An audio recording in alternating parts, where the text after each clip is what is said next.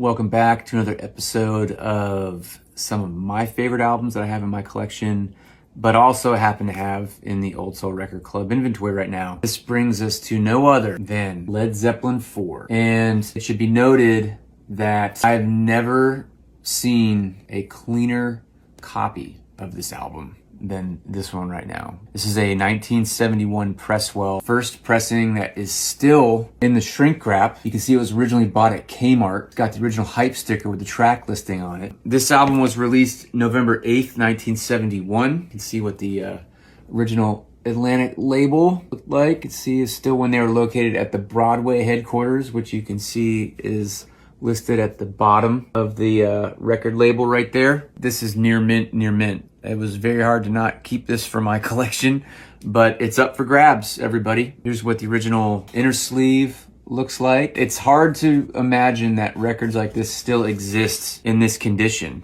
I can't believe someone just didn't tear off the cellophane and just blast it. I'm sure they blasted it, but I mean, honestly, this record looks like it wasn't even played. But, you know, getting back to the important stuff with this record, some of my favorite Led Zeppelin songs: Black Dog, Rock and Roll, Stairway to Heaven, Going to California, When the Levee Breaks, Battle of Evermore. So it really had a great balance of like banger rock and roll tracks with really cool, more folk influenced acoustic tracks. Totally pushed the sonic landscape with Led Zeppelin. It was produced by Jimmy Page, engineered by Andy Johns. It was pretty much right after Andy Johns engineered the Rolling Stones' Sticky Fingers album.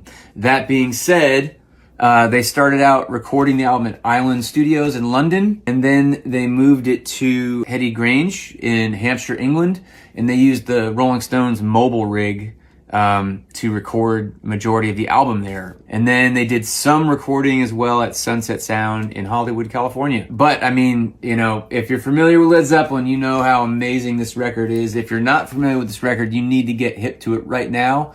You definitely need this in your album collection. It changed my life. It most certainly will change yours. Whether you get it from me or somebody else, you just need to get this album.